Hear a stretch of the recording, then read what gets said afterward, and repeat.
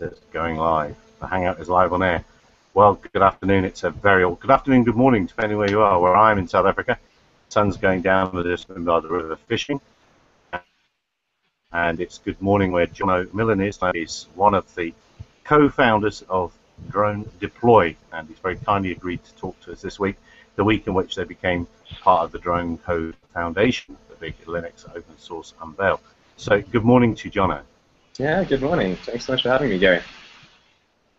It's only a pleasure. Now, one thing that we both share is we both know the area of South Africa very well because you went to school just down the road from where I am now.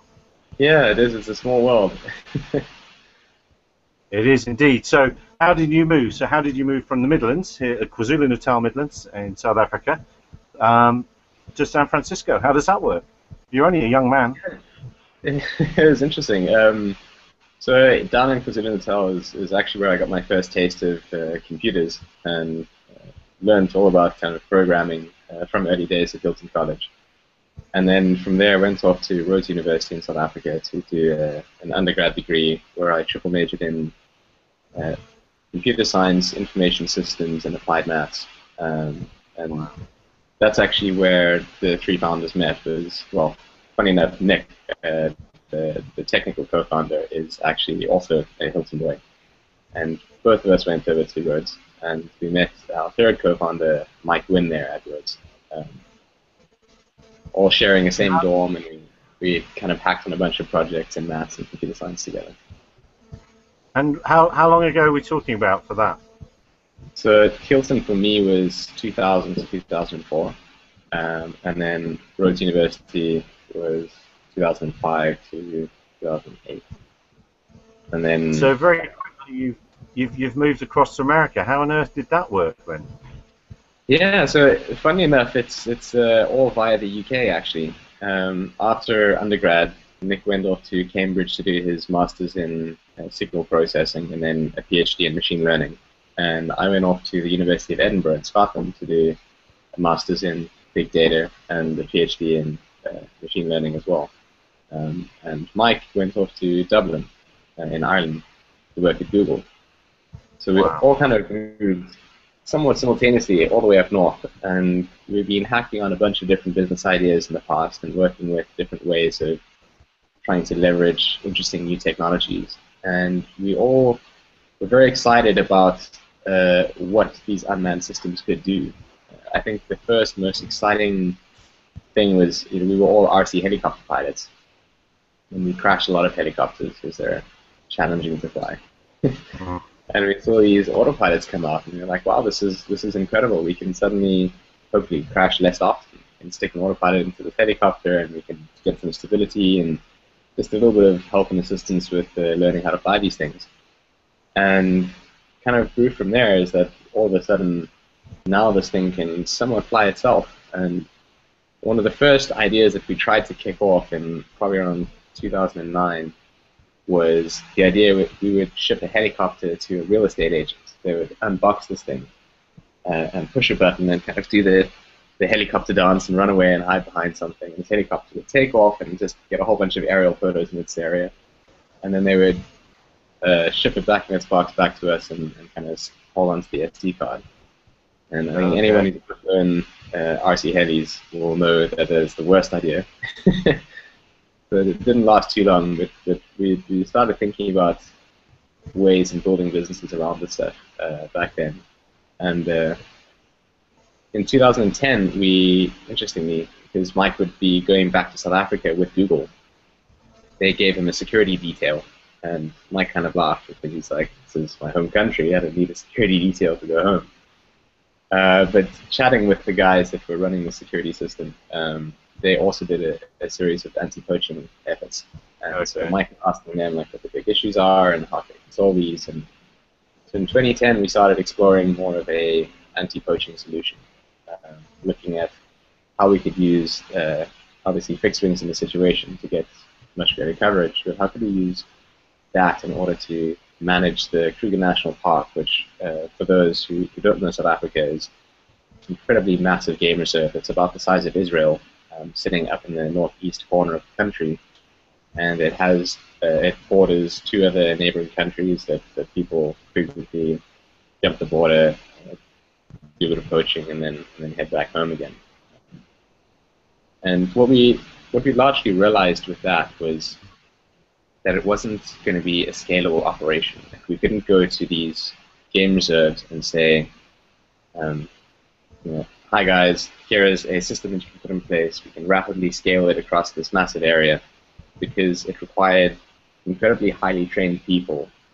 It needed a lot of ground infrastructure. If you want to cover an area that large and stay in constant communication and get that data back, you have to have your radio for the video. You have to have your radio for telemetry. You have to have your radio for actually flying the thing.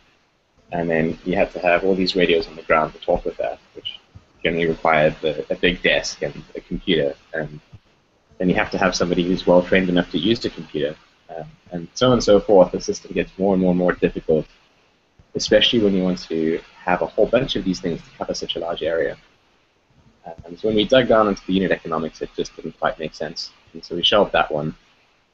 But we noticed in mid-2012 that all of a sudden space was heating up a lot more, and that these brushless motors were coming out, and LiPos were getting traction and getting a lot more efficient, and suddenly the autopilots just became significantly more robust. And this was just as 3D robotics, when Chris left Wired and joined 3DR and started doing that full time.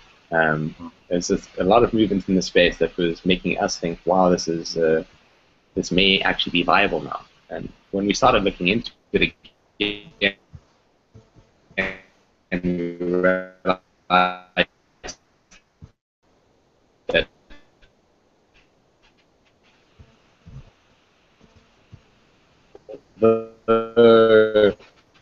the hardware is much better and more robust and better endurance,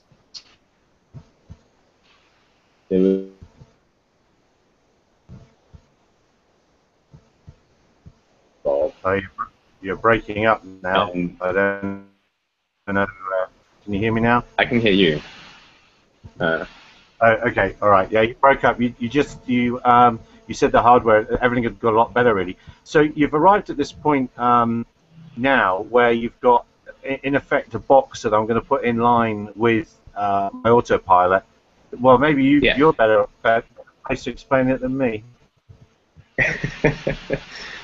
Yeah, so in order to solve those problems where you don't have to add the ground infrastructure and you can still get that connectivity and you can manage a whole number of these and get that data down and processed quickly, we basically decided that in order to do this, we had to put the drones online and get these drones on the internet and build what we kind of like to call the Internet of Drones.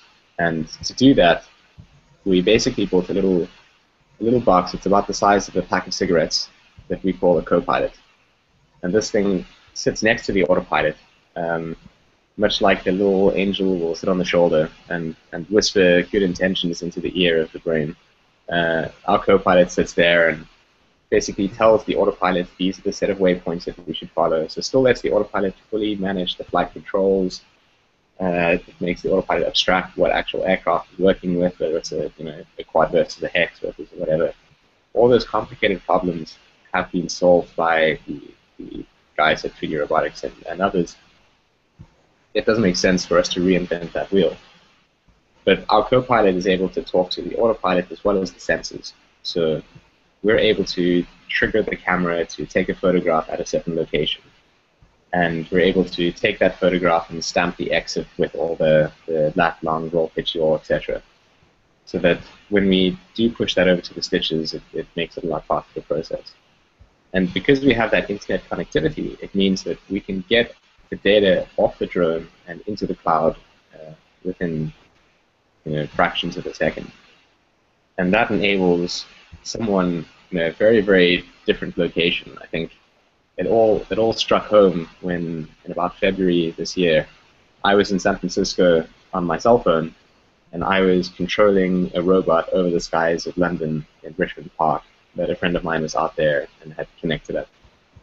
and I was able to make it go and fly somewhere, and I was able to see the data off of that. And it was a very incredible experience where I I had control over it, but not only that, I had access to that data right at the time that it was collected. And so that worked really well. Sorry, Jono, but that works really well with somebody that's in the middle of London. I get that. Not going to help me, is it? That's definitely true. Not everyone in the world is connected, and that's obviously a given. But we decided to. Sorry, go ahead. As I was saying, we decided to essentially pick battles that much better funded people are also fighting. So we're on the same side as the Verizons and the AT&Ts and the Google Loon projects and the Facebook Internet projects and all of these massive companies. And the latter two tech companies are still, and we'll see where that goes in time. But the cellular carriers have just spent billions and billions in infrastructure. And as time goes on, that's only going to get better. Yeah. And as we see, this industry in its current state is still quite nascent, and maybe we're restricting what we can get to, but the simplicity and the ease of use and the speed at which we can do the entire process, it's just exceptional. But in the States, it's great. We have fantastic coverage here. I think it's like 80% of the landmass is covered by 4G. In South Africa, it's different, obviously.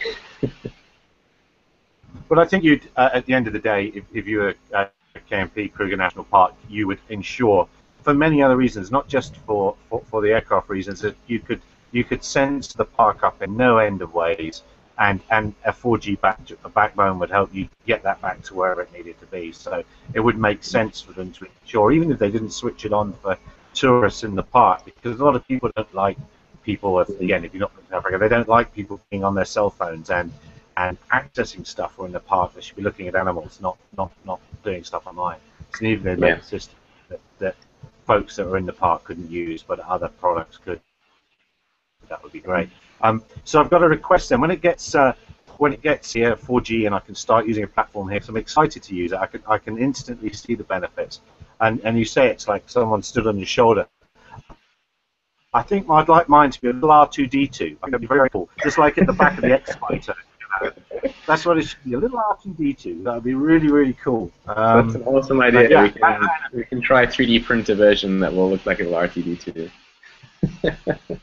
I think George with you. That's kind of it, really, isn't it? And it would give you, in times of woe and trouble, the ability when commanding your RPAS to shout something like, "Oh no, I've lost R2," or R2 try and increase the power. It would add levity to certain moments. That's an awesome analogy. I hadn't ever thought of before. I'm going to use that one.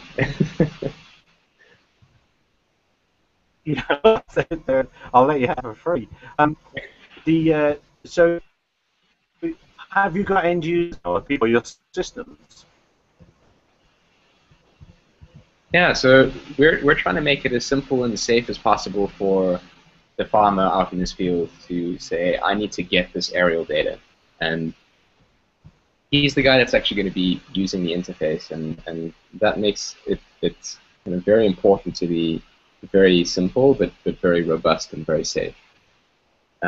So we've built the infrastructure in such a way that we can do, I think we probably do about 60 pre-flight checks before you do engage your flight to ensure that you have enough battery to complete the mission. You've got a good GPS lock, all of the onboard sensors are reporting good health. They're just like a whole host of these things that we try and really hold the hand of the person to make sure that they aren't going to make any silly mistakes. Because we found that if everything is fine at the beginning of a mission, it tends to go off without a hitch. It's very, very rare that something will go wrong in flight. And so building that simplicity into it and having the ability for us remotely, we have a little tech support system, like a little mission control, where when your drone's live and in the air, we can actually log into your session and provide remote assistance if you require. So some of the guys will go out there and they've just first integrated this thing, and they're don't quite understand some of the bits and pieces, and they'll say, help. And we can, while they're busy flying, do things like tune the parameters because they've just taken a stock pixel off the second in their plane, that we can make it perform better and then even get some endurance out of it by just kind of logging into their session and helping out remotely. Stuff running in the background that's analysing the flight data very carefully then, or are you just doing that by eye? It's definitely something that we've had a lot of experience doing because we've been hacking around with these things for quite a while.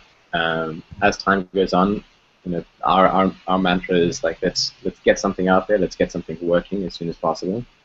And then once we've got that done in a manual fashion, then we can start automating things. So as time goes on, we will definitely start to automate that and provide suggestions and little pop-ups. I don't want to use the analogy of a Clippy in Microsoft Office, but we suggest that you could improve flight time by X amount by tweaking the airspeed that you're flying at with this craft and things like that.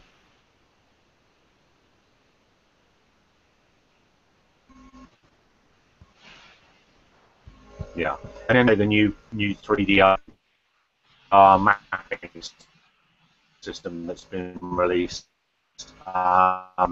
and you can just the fleet, or even would be the difference between flying and altitude flying. I live just above 5,000 feet, and when I go and fly back down at sea level, it's like I'm flying in soup. It's quite amazing, and every time I forget as well. I forget every single time. Yeah. The performance increase by being at low levels is quite amazing. So what sort of weight is the system? What sort of overhead in weight would I need to put on my platform? So it's incredible. I always laughed at people when they said that hardware is getting better and better. But our version 1, I think, weighed in at around about 260, 270 grams. And our version 2, that's the one that we're busy shipping out now, is about 150.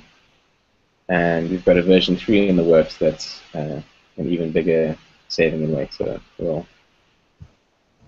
as time goes on, it approaches zero, but I don't think we'll quite ever get there. Yeah. Well, what will this service cost me? What's in it for me? All right. So I'm in an area with 4G. I've got some fields that need covering, or a building that needs looking at. How can I get end results? How can I get useful data, and how much is it going to cost me? So to get the end results is awesome with our platform. We're able to truly do one-click mapping, where you open up the browser, you have your drone on, you press map the area around me, and it will build a mission given the flight characteristics of your vehicle. It will start up the camera, it will ensure that it's got the whole upper pipe happening correctly, and then you just press go, and it will take off, fly around, capture the images, pipe them up, and completely automatically it will do the stitching and serve them up into tiles and put them up on like a Google Earth type interface. And we can produce the orthomosaics, we can do NDVI processing, we can do the digital elevation models, we can do the 3D reconstructions with textures on top. And we can do all of that without a human interaction, which is quite incredible. So the end user just literally presses go that one time, and everything else is done for them. They just hang out for about 20 minutes or so, and then suddenly they have this map of their surrounding area. So the cost? Yeah, sorry. Yeah, so going to the cost of how this whole system works. We kind of see ourselves as somewhat of like an Amazon Web Services, in the sense that back in the 90s, if you wanted to start a website, you'd have to go out there and build your own server infrastructure at home, and you'd have to have the engineers to manage that, and the DevOps, and the sysadmins, and all of these people that would manage these racks and racks and racks of computers just to have a website up. And nowadays that seems kind of ridiculous, right? You just go to Amazon or Google or DigitalOcean or one of these Heroku, many other different providers, and you just say, I want to have a machine that has 100 and something cores and several hundred gigs of RAM, and 3 minutes later you have it. That's incredible. And the pricing structure that they have, because that's their business, it just doesn't really make sense for almost anyone to go out and build that. Even the guys like Netflix, who are just serving incredible amounts of data with millions of customers, still just use that service because it's too costly to try and build their own infrastructure. Right. And Yeah. that's the way that we would like to position ourselves in the space. Is obviously we would like to make some money out of it, but we don't want it to be so expensive that it makes sense for you to go out and build it yourself. We would obviously like it to be, cheap enough that it's like, oh yeah, well, it saves me the headache. I can do it now. It's instant, and I don't have to worry about managing this. What is an incredibly complex process. Mm.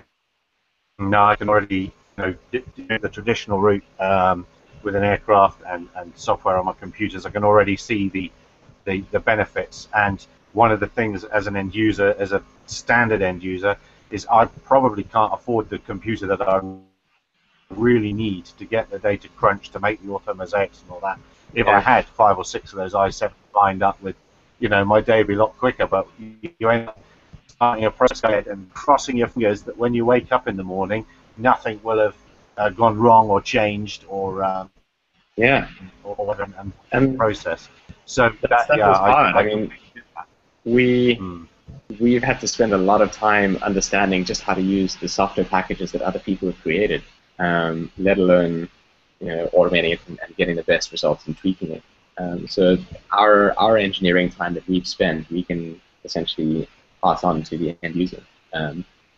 And one of our customers was selling drones that took like a 2-day training course, and you got 3 pieces of software with it.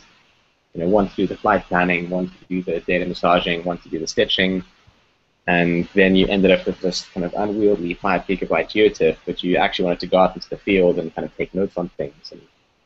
And we've enabled him to just switch to essentially just giving the end user the drone, because all of that complexity is managed for him. And we can ensure that the maps are of great quality, and we can do a lot of really exciting bits and pieces for the quality assurance of the data as well, even while it's in flight, so you can change your shutter speed. Sorry?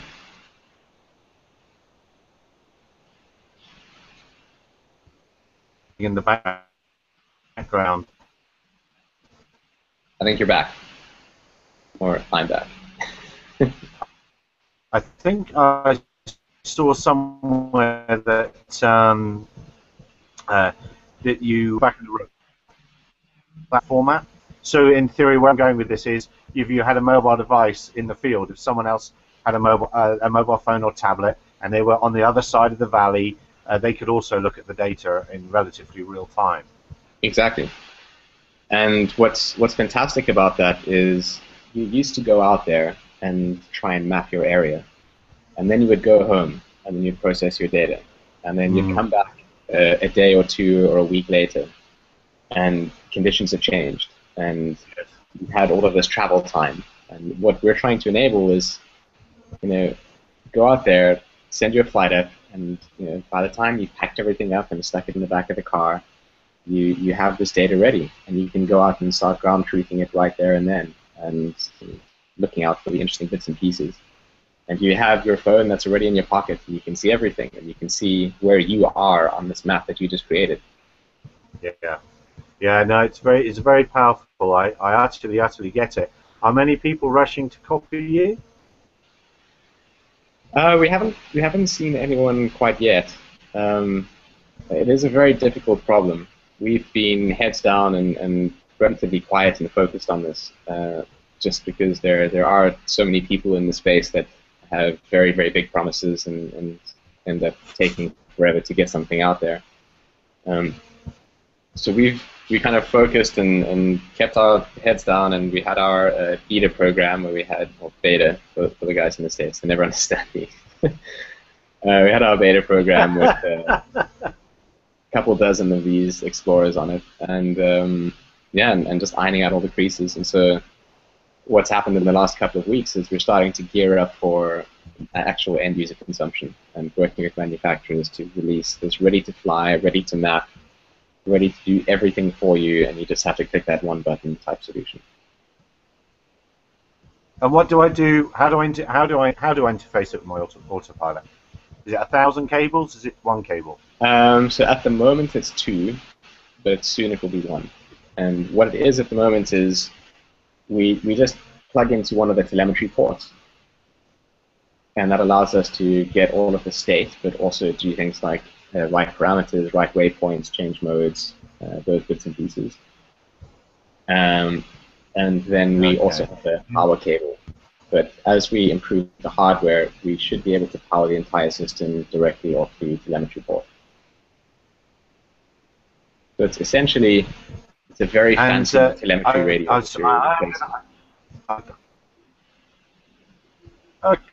Okay, that's a cool analogy. I'm pushing again for price because maybe at least one more person will watch this if it records. Are we talking about $50 a map and $1,000 to buy the unit, or are we talking $500 a map and $3,000 to buy the unit? It's something we're working on with the manufacturers. So we have ideas on base prices for us, and for us they're relatively cheap. We're talking significant savings over the existing manned aircraft thing. So it's like the tens of cents per acre to map a region, rather than the actual dollars per acre to map an area. And we're working on some great things that will kind of ensure good quality and all the rest. So I think in terms of what the cost we're projecting the end user will be paying, it will be pretty cheap. I couldn't draw you there, could I? So this week I announced some 3DR and Intel and all sorts of, and you'll see drone include found the name. What's your with that? Sorry, there was quite a broken up on your side, but I think you were asking about our involvement with the Drone Code Foundation. That's correct. Yeah, that's right. I think it's something that we're very excited about. The first autopilot we got was the first version of the APM, where we had to solder all the bits and pieces together, and we've kind of been with the project since the beginning as users, and as we started transitioning into building this business, we had this discussion of you've got to start somewhere, and if the end goal is to support all the autopilots, you have to begin with one. And so we started with that one because we were familiar with it. It had a great community, a huge number of users, and because of its open source nature, it made it a lot easier for us to dig into, if something did go wrong, was that on our side or was that on their side? And being able to kind of follow the code and seeing what the root cause of was for the action that the drone actually took was incredibly useful. And so we've absolutely loved the project, and looking around at the variety of different autopilots and seeing the rate at which the RG plane and RG copter code changes and improves, it's just incredible. And the reason because of that is largely because of its open source nature. So we were given the opportunity to support the project and get on board with this formalization of the community managing this. And in any way we can help, we're really excited because it's a fantastic endeavor. That's really cool. And where do you see the product in 5 years' time? For us? In 5 years' time, there are going to be a lot more of these things, and that's very exciting. And a lot of what we would envision happening as we go into the future is a lot more of this coordination and collaboration. I mean, at the moment, we have the ability to, say I want to map my farm and split it over a drone or two and say, you map this side, you map this side. But as time goes on, there's going to be a lot of interesting challenges in weaving many of these things together, which will be quite fun. Yeah, I think in 5 years' time, obviously we would love ourselves to be like the AWS, that kind of standard of I want to build a drone business, but I don't want to reinvent the wheel every time. I'll just use drone deploy and add value on this end. Yeah, it was a really hard question, because if you were to ask me that question, I have no idea. We look back 5 years. Let's look at the Outback Challenge 5 or 6 years ago. People weren't even leaving the airfield. They were crashing before they got to the boundary of the airfield. And this year, what was it? Four teams found them, and the next one, I know they're already working on how the next one's going to be, and I think it's going to be. Hopefully, it will once again seem impossible. I mean, like 2.6 meters. Are they going to have to hit Joe with the bottle? Is that the target? Like, well, I think a lot more is going to happen. Oh, well, look at that. I suppose, but then here's the two things. I know from speaking to people out there that the communications is pretty poor. It's probably 4G free out there as well in that particular part where the competition is. But it also sounds like a perfect fit for your very product. Actually, search and rescue sounds like a fantastic fit for your product. I'm going to have to see if I can twist your arm and see if I can't get you speaking to our man Gene, and see if you two can't do something together. Search and rescue is a super exciting thing. I mean, having the ability to disseminate that data in real time could be that thing that changes the life or death situation. And having the ability to crowdsource the search effort over the internet, I think, is incredible. And I'm waiting for the headline one day where it will be, Australian teenager finds missing girl in America over drone network. It's like that's not far off. No, I don't think that's far-fetched at all. I think you're right.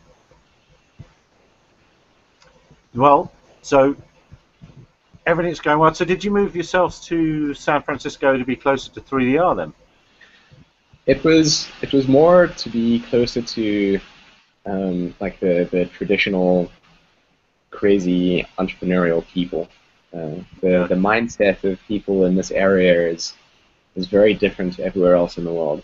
I think if you wanted to start a company in the UK saying we're going to build this drone infrastructure that will revolutionize and power and change the way we do things in our day-to-day life, they actually sit down and look at the probabilities of that happening and say, very, very unlikely.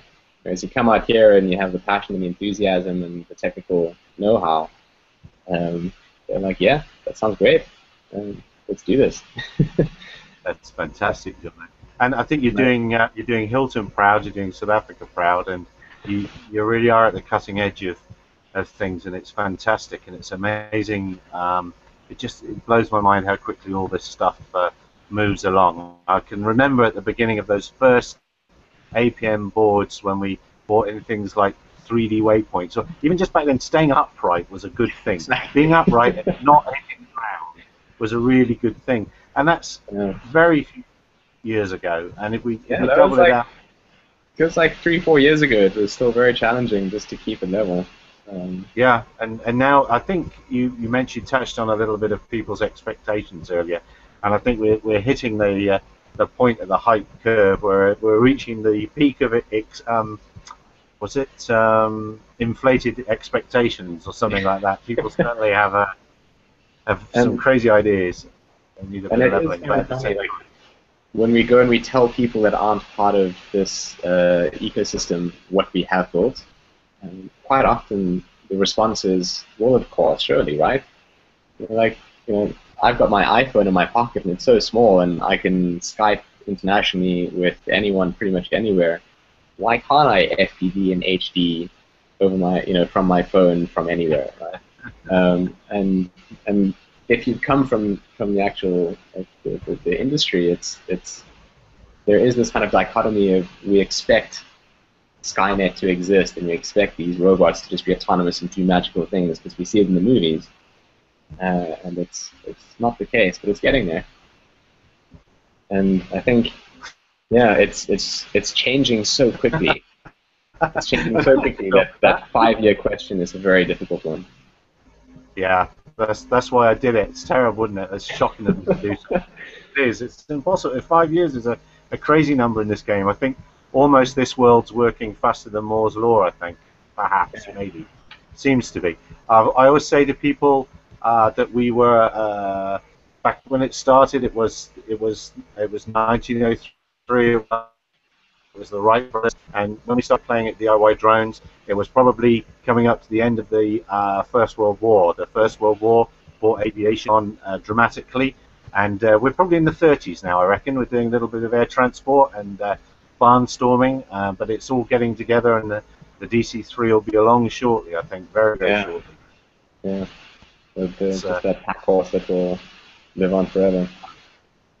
Well, look, I've taken half an hour of your time, I think more than half an hour of your time, which is very, very kind of you, rattling on to me back in the old country. I think you're coming back over here soon. We had a meet of conservation unmanned aircraft system types, people into using drones for mapping nests and doing all manner of things. I do radio collar tracking work and things like that. And when you come over, I think we'd like to do that again, and maybe you can speak to us in the flesh about your that'd be awesome. Product. Yeah, we'll go down the pub and we'll talk about it. It'll be great. So I think I'm going to let you go. Thank you very, very much for speaking to me. Absolute pleasure. And hopefully we can catch up more project in the future. Wonderful. Well, thanks so much for having me, Gary. Cheers. Always good to talk. Cheers.